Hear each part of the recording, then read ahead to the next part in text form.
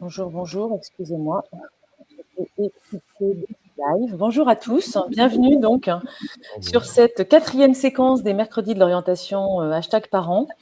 Bienvenue les parents qui sont d'ores et déjà en ligne. Nous allons aborder aujourd'hui le sujet du sport. C'est une année très sportive en France. On quitte donc le rugby 2023 pour aborder les Jeux Olympiques 2024. Et on sait très bien, parce que pour le coup, nos intervenants ne nous démentiront pas, que ça a toujours un effet booster sur les carrières du sport. Donc, on s'est dit que c'était vraiment l'actualité, que c'était une bonne occasion cette année pour aborder ce sujet des métiers du sport, passion certainement, métier passion sans doute, et finalement donner quelques indications sur comment, en tant que parents, on aborde l'appétence de nos enfants pour une carrière sportive, finalement, ou en carrière en lien avec le sport. On va voir et on va nuancer les choses. Très rapidement, quelques chiffres qui sont issus d'une enquête UCPA qui a été faite en novembre 2023. Un jeune sur 2 aimerait travailler dans le secteur du sport. 23% en ont vraiment très, très, très envie ou y travaillent déjà. Et pour 90% des répondants, les métiers du sport sont des métiers de passion. Donc, on est bien sur ce travail entre la passion et le projet professionnel. Pour intervenir et nous éclairer sur cette séquence, donc, nous avons le plaisir d'accueillir 3 intervenants. Fabrice Julia, qui est enseignant-chercheur et directeur adjoint de l'UFR de STAPS à l'Université de Toulon. Fabien Jehan, qui est responsable ingénierie formation à l'UCPA Formation. Et Adeline Jehan, qui travaille également à l'UCPA comme chargée de mission sur des formations complémentaires. J'espère que je ne me suis pas trompée sur les titres des uns et des autres. Vous aurez le droit de corriger s'il y a lieu ou de repréciser en prenant la parole. Je vais vous mettre dans le fil de discussion toute une série de ressources parce que, comme vous l'avez bien compris, en fait, on est sur une thématique 360 extrêmement large. Et l'objectif, c'est de pouvoir évidemment vous outiller sur finalement votre boulot de parent en tant qu'accompagnant et préciser un peu les choses, vous donner des clés, préciser aussi de façon très claire finalement les problématiques de l'entrée en STAPS, enfin les problématiques en tout cas, les prérequis et pourquoi on va en STAPS, pourquoi on candidate sur Parcoursup et comment bien candidater. Et puis, évidemment, comment envisager un travail dans les métiers du sport ailleurs que par la voie des STAPS. Et ça sera dans un deuxième temps. Donc, premier temps, dissocier passion, métier pour construire un projet professionnel, mode d'emploi. Là, pour le coup, peut-être qu'on peut démarrer par vous, Fabrice, puisque vous avez fait STAPS.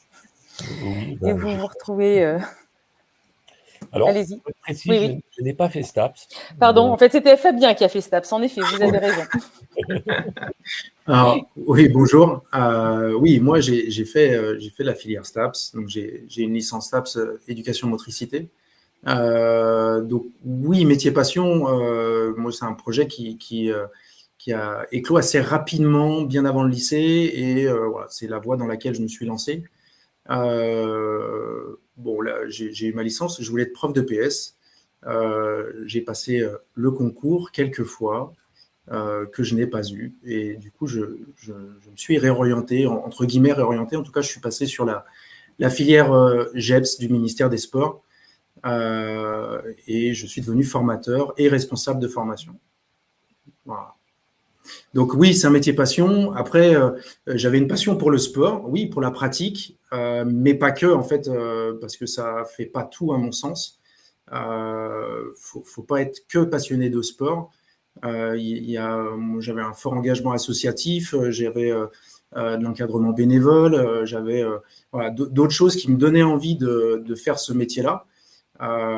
Donc, j'ai pas été prof de PS, mais j'ai été formateur sur la filière GEPS, l'envie de transmettre en tout cas, et j'ai été aussi éducateur sportif, qui a aussi l'envie de faire progresser des pratiquants, de transmettre ce que je savais, voilà.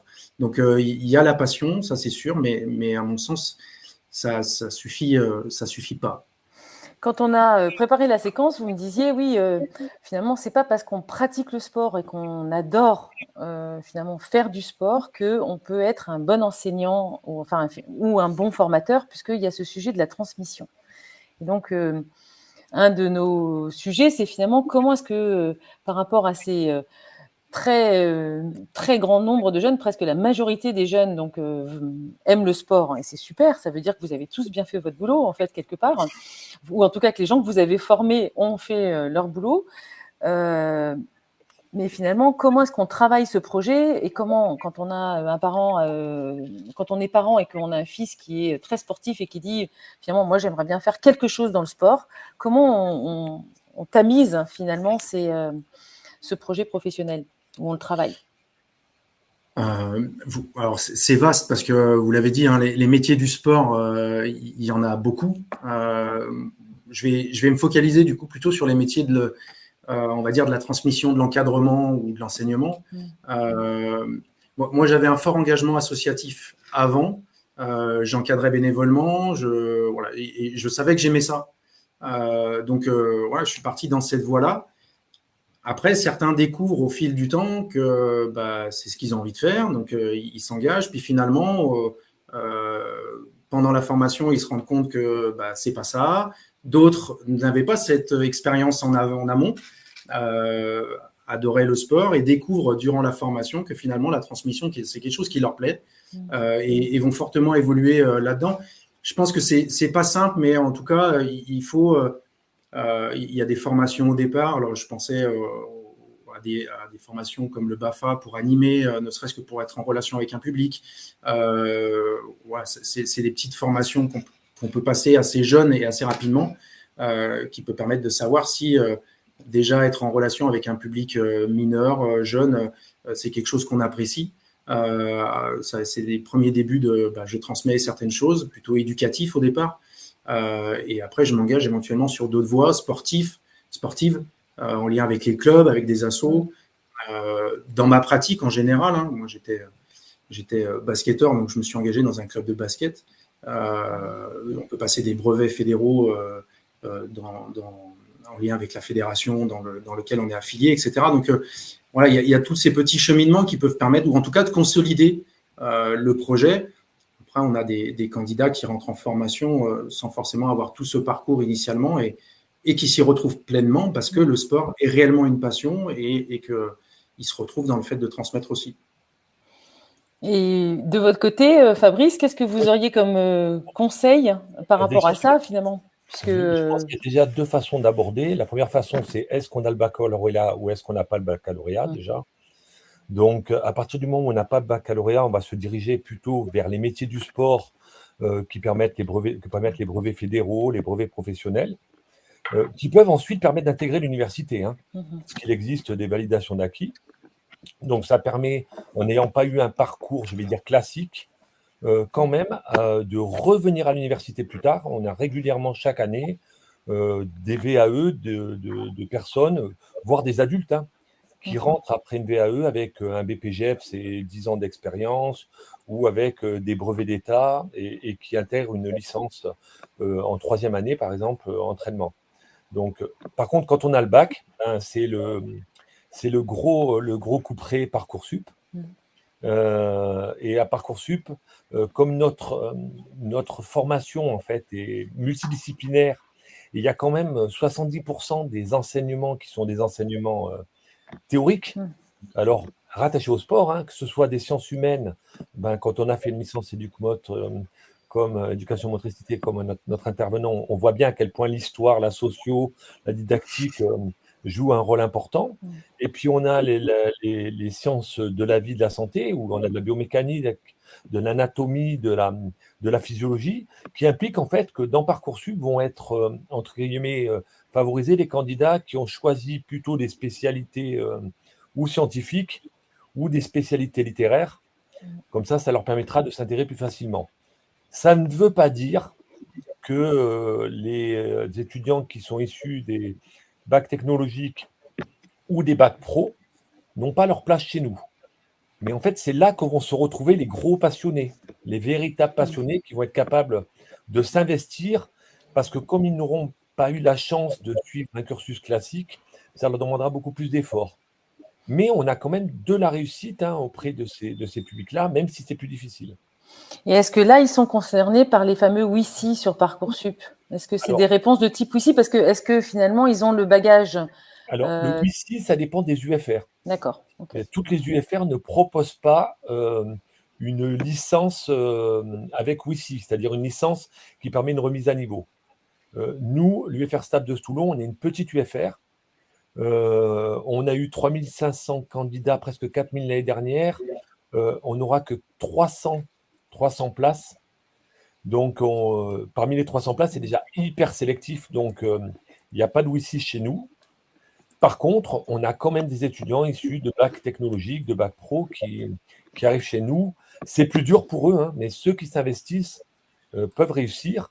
Et il y a quelques années de ça, on a même eu un étudiant issu d'un bac pro qui a été major de la première, de la deuxième et de la troisième année.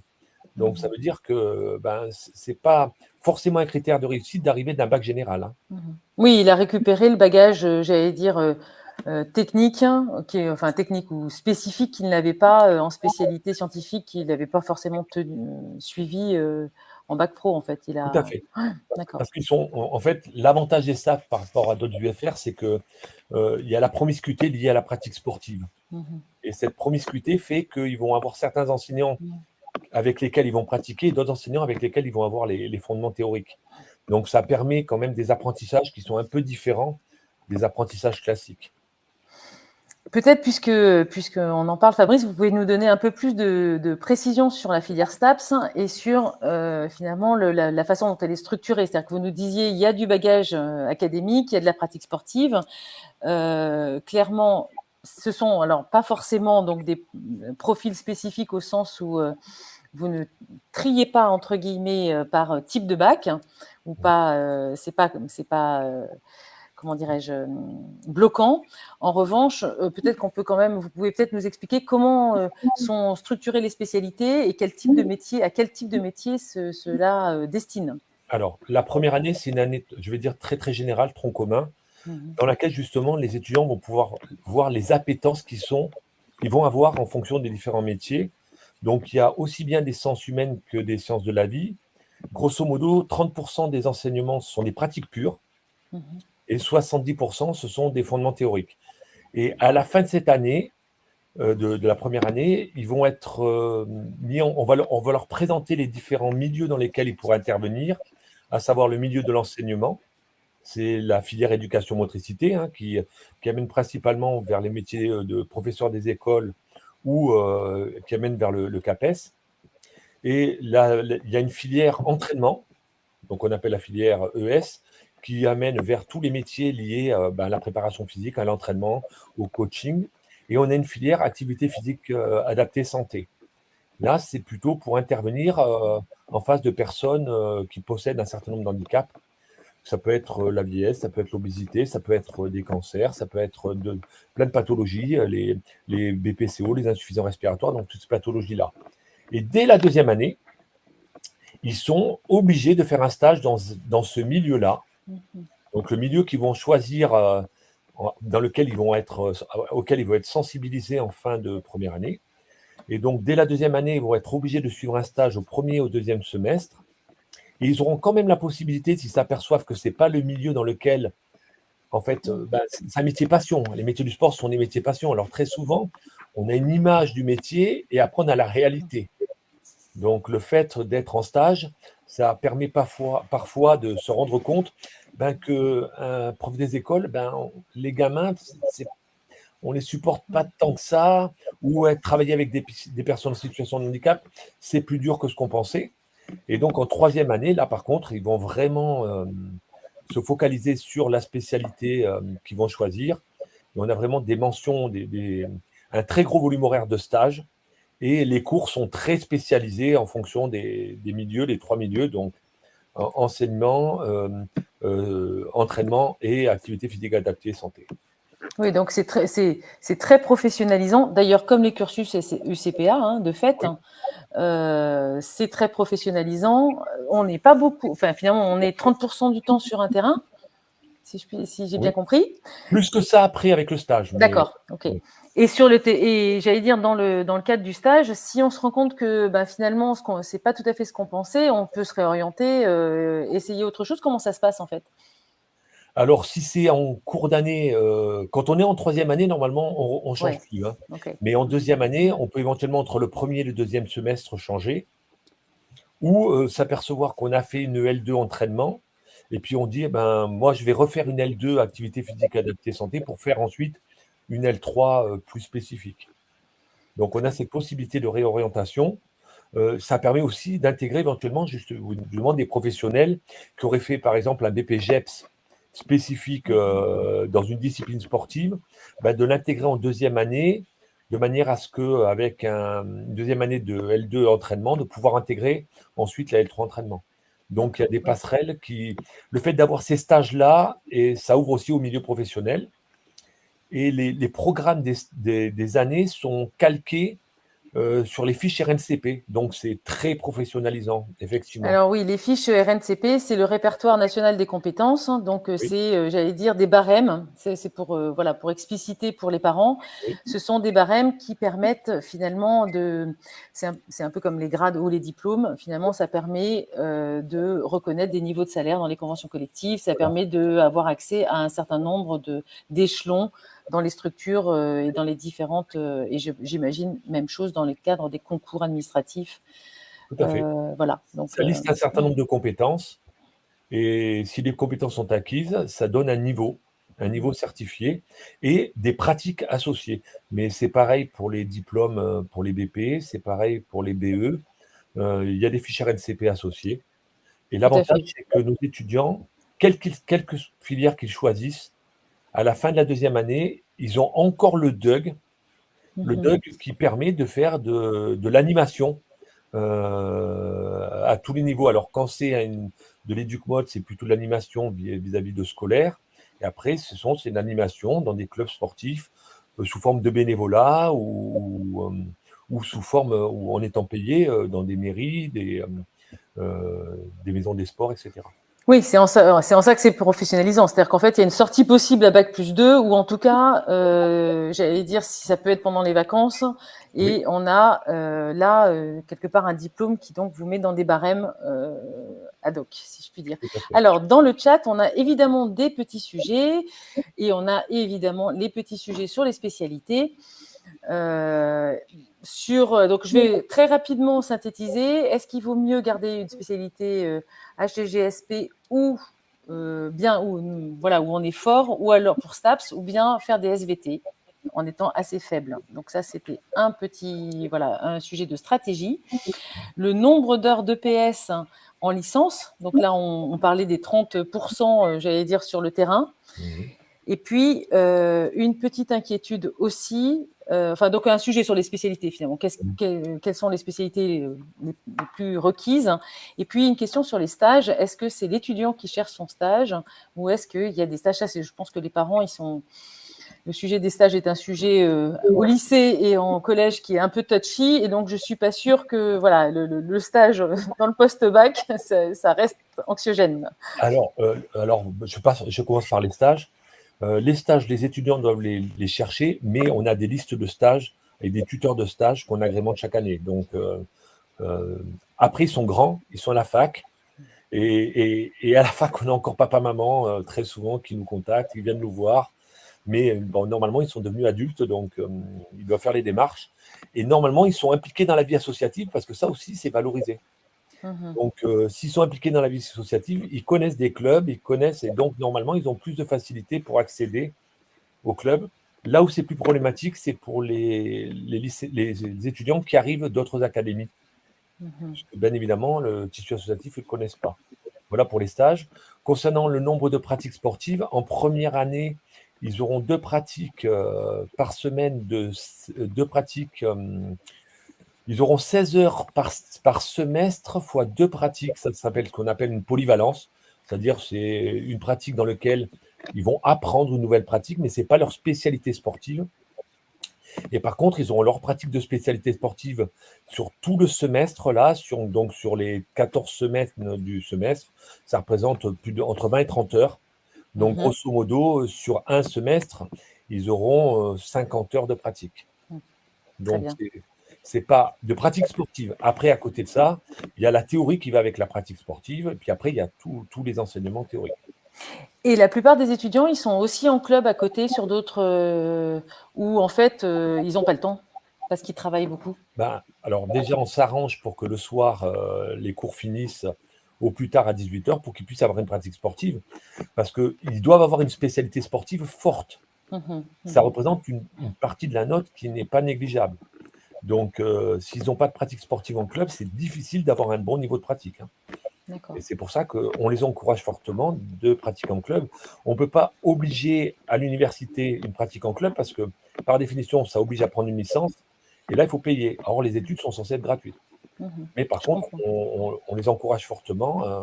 Et d'ailleurs, pour ceux qui vont passer le CAPES, ils ont intérêt à avoir un niveau de pratique élevé. Donc, ils ne sont pas obligés, mais ils sont fortement encouragés. Et de toute façon, dans le cadre de leur stage, s'ils sont en ES, ils devront aller dans le milieu sportif. Donc, sur Parcoursup, si on y revient, est-ce qu'il y a des choix de spécialités plus judicieux, on va dire ? Est-ce qu'il y a une stratégie ? C'est la fameuse question de Parcoursup. J'en suis navrée, mais en fait, elle est… Voilà, en fait, on ne peut pas l'éviter. Non, alors les stratégies, c'est que la réussite, les étudiants qui réussissent le plus, c'est ceux qui ont combiné maths et SVT ou physique, chimie et SVT. Tout simplement parce qu'il y a de la biomécanique, donc c'est des maths ou de la physique. Et il y a de la physiologie, d'anatomie, donc c'est très près des sciences de la vie. Donc ça, c'est ceux qui réussissent le plus. Après, au niveau des points qu'ils vont avoir, ils auront autant de points s'ils ont une spécialité littéraire qu'une spécialité scientifique. Puisque les points attribués, c'est les points attribués par compétence. La compétence 1, c'est 30 points, la 2, c'est 30 points, la 3, c'est 30 points, etc. Donc, à l'intérieur dedans, quand on regarde les points vraiment attribués, par exemple, si j'ai devant moi une fiche, je vous dis que dans l'attendu 2, le français, c'est 7,2 points. Quelle que soit la matière, il y aura 7,2 points en français. Mais par contre, si je regarde dans des matières scientifiques en maths, par exemple, les points attribués par les maths, ça va être de 3 points dans l'attendu 1, et les points attendus pour l'histoire géo, si on prend l'option histoire géo, ça va être 2 points. Donc, il faut rester quand même dans des matières ou purement littéraires ou purement scientifiques, mais pas entre les deux. D'accord. Bon, là, ça, c'est un conseil précis. Moi, je vous ai mis, les parents, dans le fil de discussion, les liens vers la fiche Parcoursup de STAPS de l'Université de Toulon. Vous allez voir toutes les infos, en fait, sur le nombre, en effet, de candidatures reçues, le nombre du dernier appelé sur Parcoursup, donc qui vous donnera des indications au moment où vous allez recevoir les réponses au mois de juin. Je vous ai aussi indiqué le site de l'UFR lui-même, dans lequel il y a, typiquement, c'est aussi là que sont publiées les offres de stage, les offres d'emploi. En fait, c'est un site assez ressource. Fabrice, peut-être que vous pouvez terminer par ça. Oui, c'est un site ressource, mais je vais vous préciser juste une chose aussi. C'est sur Parcoursup que les étudiants, les futurs lycéens STAPS, de licence accès santé, pensent aussi à mettre comme vœu STAPS tout court. Parce que si on n'est pas classé en STAPS là, c'est qu'on n'a pas mis STAPS tout court, on risque de se retrouver à la porte. Okay. Donc, ce sont 2 vœux bien distincts. Ce sont deux vœux bien distincts avec un encore plus sélectif que les autres. Ben, il n'y a que 25 places LAS pour la totalité des STAPS L1 Toulon, hein, donc c'est hyper sélectif. Bon, il y a 300 places STAPS. Donc, oui. Et tout en sachant que les LAS STAPS sont parmi ceux qui réussissent le mieux. Donc, on est encore plus demandé pour ça. Très bien. Ben, ça, je crois que c'est bien noté. Est-ce que vous avez un point à ajouter avant que nous ne passions la parole à Fabien? Ben non, je pense que j'ai pas mal monopolisé la parole. Donc, alors, Fabien, c'est à vous.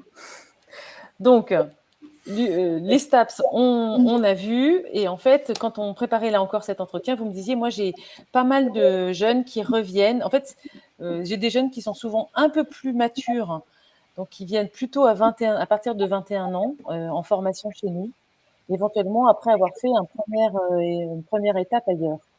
Mais peut-être que vous nous éclairez. On a des stagiaires en formation qui vont de 18 à 50 et quelques années. Donc, c'est vraiment assez large. Après, c'est vrai qu'on a, on va dire ça comme ça, un cœur de cible qui est plutôt entre 20, 21 et 25 ans. Alors, c'est essentiellement aussi lié à l'apprentissage. On fait 50% de nos formations via le contrat d'apprentissage. Souvent, la barrière des 25 ans est un peu pas rédhibitoire parce qu'aujourd'hui, le contrat d'apprentissage, il est éligible jusqu'à l'âge de 29 ans, voire plus âgé selon certains critères. Mais c'est vrai que voilà, le cœur de cible, c'est 20-25 ans. C'est assez varié, mais c'est vrai que dans certaines filières, on a beaucoup de candidats qui ont fait déjà un premier parcours potentiellement initial avec voilà, une année de fac, alors pas forcément en STAPS d'ailleurs, hein, mais une première année de fac, une première année de BTS, une première année de CAP, de BEP. Voilà, c'est assez varié. Puis ils se sont rendus compte que finalement, ça leur convenait pas, c'était pas le secteur dans lequel ils se voyaient évoluer. Et ils reviennent vers du coup leur métier, leur passion pour en faire leur métier. Donc vers des diplômes GEPS, on va dire, filière GEPS, pour rentrer en BP GEPS et potentiellement passer après d'autres diplômes, soit complémentaires, donc d'autres BP GEPS, soit pour évoluer sur un DE ou un DES. Ce qu'on se disait, c'est qu'il y a beaucoup de boulot en fait dans ces secteurs sportifs, finalement, autour du sport. Alors, autour du sport, oui. Là, nous, sur les chiffres qu'on a, on a environ, en sortie de formation, 84%, un peu plus de 80% d'employabilité. Mais ça reste très varié en fonction des secteurs. On a des secteurs qui sont relativement employeurs. Je pense au milieu de la natation. Voilà, on a un secteur équitation qui emploie beaucoup aussi. Enfin, il y a des secteurs qui fonctionnent très très bien. Après, voilà, on a une employabilité globale autour de 80-85% en termes d'insertion. Mais oui, après, c'est varié, c'est de l'animation, c'est de l'encadrement. Certains, après, se destinent à la gestion de structure, la coordination, c'est dans le milieu associatif, c'est dans le milieu, secteur privé, c'est dans le secteur public, des collectivités, sur des concours après d'éducateurs territoriaux. Voilà, le champ des possibles est assez large. Et là, on a peu de temps pour tout étaler, mais ça en fait beaucoup. Et du coup, vous, on parlait du temps sur le terrain, si je puis dire, ou en tout cas du temps de pratique sportive dans la formation STAPS. Comment ça se passe dans vos formations? Est-ce que c'est pas si important parce que vous estimez qu'il y a une formation à côté, ou comment se fait structure la formation elle-même? Aujourd'hui, les BPGEPS, c'est des formations qui se font généralement sur un an, approximativement. Nous, sur les diplômes qu'on met en place, c'est 45% de BPGEPS. Donc, je vais prendre cet exemple-là, mais c'est à peu près la même chose sur les autres formations. C'est forcément de l'alternance. Donc, ça veut dire des temps en structure, en entreprise. Alors, soit sous forme de stage, soit sous forme de contrat d'apprentissage, il y a des financements possibles avec Pôle emploi, avec des régions, mais il y a forcément un temps en entreprise. Une formation BPGEPS, c'est 600 environ, 600 heures en organisme de formation. Et si on est typiquement en contrat d'apprentissage sur un an, ça veut dire qu'il y a pratiquement 1000 heures en structure d'alternance. Donc, ça veut dire que c'est 1000 heures sur le terrain sur une année à engranger de l'expérience, d'encadrement, d'animation, etc.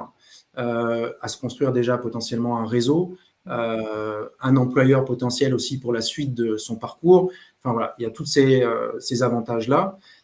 Et après, en formation, c'est… Évidemment, je le rappelle, l'alternance, voilà, c'est En aussi… en contrat d'apprentissage, il y a une rémunération de l'apprenant, de l'apprenti, du jeune. La formation est prise en charge.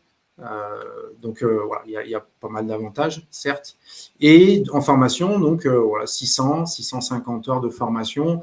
Et on est approximativement sur, je dirais, 50% de… Alors, je ne vais pas dire de pratique, mais c'est de la pratique, mais aussi de ce qu'on appelle de mise en situation pédagogique, où c'est les apprenants qui vont encadrer l'activité aux autres apprenants, etc. Donc, on est à 50% là-dessus et 50% de contenu théorique aussi. On fait de la pédagogie, on fait aussi de l'anatomie, de la physiologie. On est moins sur le côté peut-être littéraire, même si il y a de la rédaction de dossiers pour se présenter aux examens, etc. Oui, de façon moins académique peut-être aussi, parce que c'est pour le coup l'enseignement, il n'est pas réalisé par des enseignants-chercheurs, donc c'est assez… Oui, on n'est pas du tout sur cette dynamique-là, bien au contraire. Entendu. On n'a pas vocation à les remplacer, on n'est pas capé pour. Donc, je pense qu'on est complémentaires de toute façon, donc c'est comme ça qu'il faut le voir. Oui, tout à fait. Et pour ceux qui voudraient devenir plus spécifiques, ils peuvent toujours ensuite réintégrer l'université par l'intermédiaire des VAE pour poursuivre des études, je vais dire, plus théoriques. Alors, oui, c'était un des messages.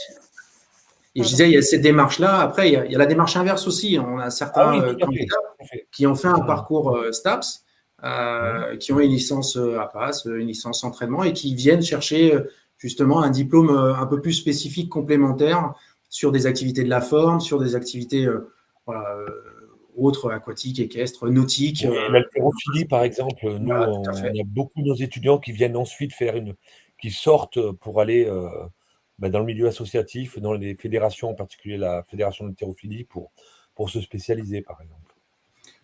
Oui, en fait, ce qu'il faut retenir, c'est qu'il y a pas mal de va-et-vient possible. Et ça faisait quand même partie des messages qu'on voulait adresser aux parents sur le côté passerelle et retour en formation. C'est-à-dire qu'en fait, retour en formation, que ce soit, j'allais dire, après un premier cursus ou que ce soit plus tard par le biais de la VAE et de la formation professionnelle, enfin de la formation continue professionnelle, si je puis dire. Oui, tout à fait. Ça donne quand même pas mal de liberté et de plasticité au parcours. En tout cas, davantage que certainement on en a connu, en tout cas pour ma part, à ma génération, si je puis dire. Ça, je pense que ce soit les universités ou que ce soit les organismes de formation, on travaillait dans la souplesse, dans les passerelles, dans plus de voilà. Oui. Et puis il est primordial justement que les futurs les étudiants soient impliqués dans le milieu associatif. Parce que le BNSSA, les diplômes de secourisme, le BAFA, tous les diplômes fédéraux, les activités de bénévolat, les activités d'arbitrage, tout ça peut être valorisé. C'est les compétences 4 et 5. Et donc, ça leur permet en fait d'engranger des points qui peuvent éventuellement aller contrebalancer des niveaux moyens dans certaines matières. Donc, il faut vraiment, vraiment, vraiment ou les services civiques ou les sapeurs-pompiers, l'implication dans la vie associative, elle est très importante. Oui, moi, c'est ce qui m'a surprise quand j'ai lu justement la fiche STAPS sur le site Parcoursup. C'était la quantité de points accordés, entre guillemets, enfin la priorité accordée sur ces notions d'engagement.